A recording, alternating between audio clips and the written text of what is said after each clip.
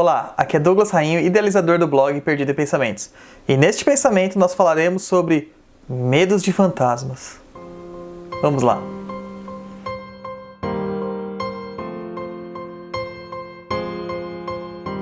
É muito curioso notar que muitas pessoas que começam essa vivência espiritualista ou estão dentro da vivência espiritualista, elas têm medo de fantasmas. É engraçado porque nós temos medo de ver fantasmas, ouvir fantasmas ou nos deparar com algum fantasma por aí. É muito curioso porque isto se dá sempre no campo pessoal. Quando nós vamos para o terreiro, a primeira coisa que nós fazemos é querer incorporar a entidade. Mas, gente, fantasma e entidade são duas questões de nomenclatura. Ambos estão mortos. No caso, são medos de espíritos.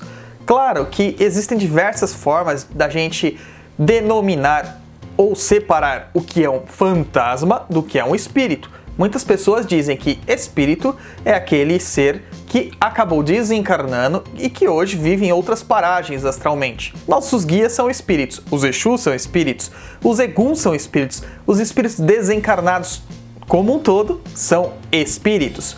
Mas os fantasmas seriam diferentes. Os fantasmas seriam as famosas almas penadas, aqueles que não conseguiram ainda se desprender da matéria ou se desprender desse plano físico e continuam na crosta, algumas vezes causando transtornos para as pessoas ou para algum local onde que eles estejam.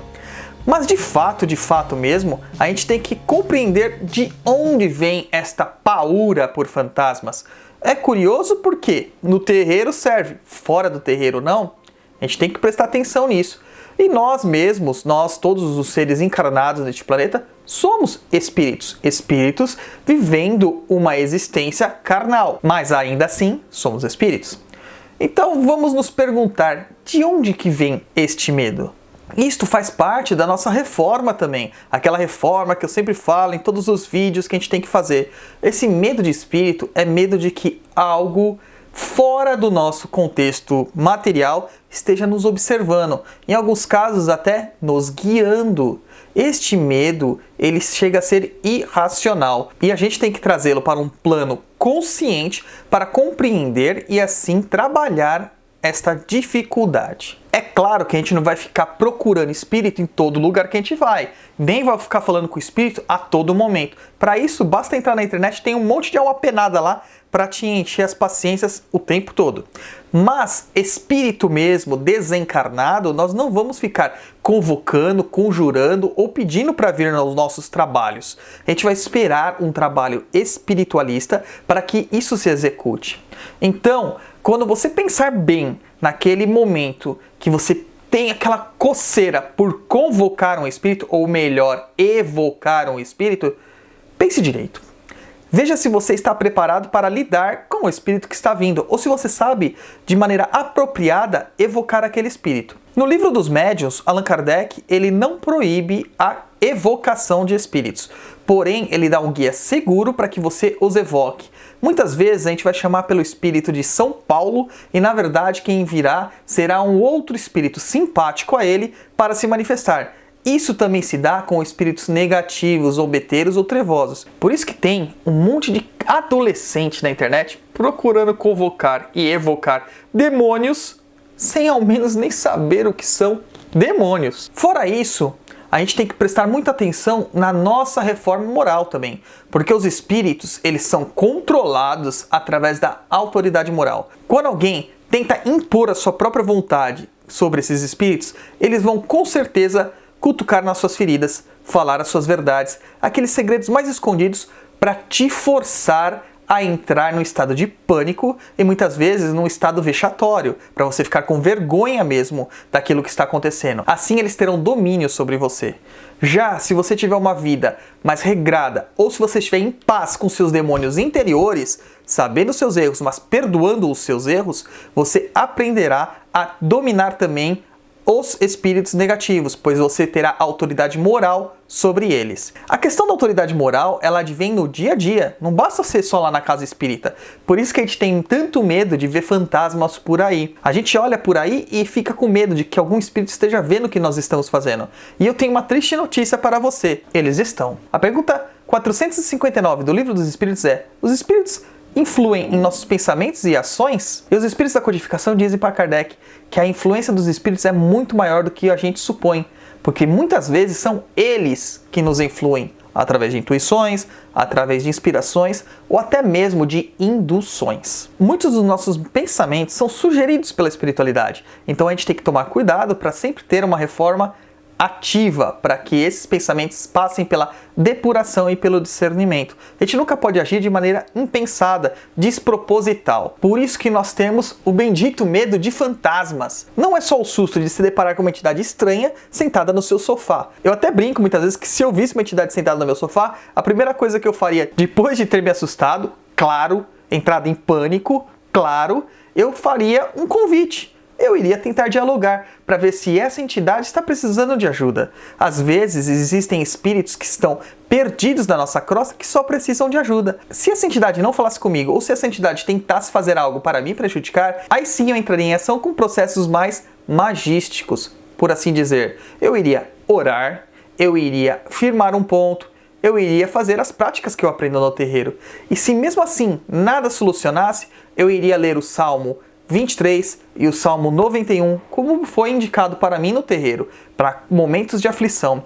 Além disso, existe um livreto que se chama Coletânea de Preces Espíritas, que também tem orações preparadas para você fazer para afastar esses espíritos. Em outras práticas, como o hermetismo, você pode fazer o RMP, o ritual menor do pentagrama. Você aprende isso para fazer um banimento. Mas existem várias formas de você fazer banimentos. Mas a mais importante é que você tenha essa autoridade moral para lidar com os espíritos e principalmente para não permitir que eles estejam ao seu redor de forma negativa. Se nós nos elevarmos vibratoriamente, nós iremos nos afastar desses espíritos negativos. E se nós nos abalarmos com essas energias, nós também seremos abalados por elas. Aqui a gente entra numa outra discussão. Será que filmes de terror, eles influenciam nesses aspectos? Com certeza. Apesar que eu adoro filme de terror, o Invocação do Mal 2, ainda por ser baseado em fatos reais, apesar que não é bem real assim, mas tem elementos reais. Ele é muito interessante, ele tem vários pontos que chamam a atenção do estudante espiritualista. Eu fiz até um post lá no nosso blog e vou deixar o link aqui embaixo na descrição, depois vocês dão uma olhada. Mas será que então eu vou ser proibido de assistir filmes de terror? Não! Você precisa entender que aquilo é apenas uma forma de entretenimento. A questão é não se deixar abalar por aquela questão negativa, por aquela imagem negativa e não ficar completamente em pânico. Vamos tratar as coisas como elas são, pois a gente está imerso e sendo influenciado por muitas coisas piores que os filmes de terror. A nossa própria televisão aberta é um show de horror, com aquela quantidade de violência que passa nesses programas de reportagem policial. Fora isso, a gente tem outras questões. Você abre o jornal? Só desgraça. Você ouve alguma coisa no rádio? Só desgraça. A internet, então, é mais desgraça ainda, tirando aquela vizinha que adora falar da vida dos outros. Essas coisas são muito piores do que um filme de terror. O filme de terror por si só, ele não vai atrair entidades negativas, mas se você baixar sua vibração, você sim alinhará com as entidades negativas que estão permeando este mundo a todo momento. Neste momento mesmo, nesta questão, aí você entra em prece, recolha-se e eleve o seu pensamento. Muitas vezes é até recomendado você tomar um banho de purificação. Toma ali um banho com rosas brancas, um pouco de alfazema ou jasmim, para elevar esse padrão vibratório e mantenha-se em prece. Sempre. Mas as boas atitudes durante a sua vida, dia a dia, e não só dentro do centro ou do terreiro, irão lhe ajudar muito para essas questões de elevação energética. Logo, a gente vai começar a perder também esse medo de ser afetado pelas energias nocivas. Então, médium, se você tem medo de fantasmas, esqueça. Tente ressignificar isso na sua mente. E se você tem medo de entrar em vibrações negativas, procure aprender formas de se elevar. A meditação é um ótimo exercício para isso. Tá certo? Nesta edição do Pensamentos, eu não vou deixar recomendação de livros. Eu vou deixar recomendação do filme para aqueles corajosos, Invocação do Mal 2. Aliás, assiste os dois, o 1 e o 2. Faça a lição de casa, escreva suas impressões e analise o que no filme a gente pode correlacionar com as crenças espiritualistas.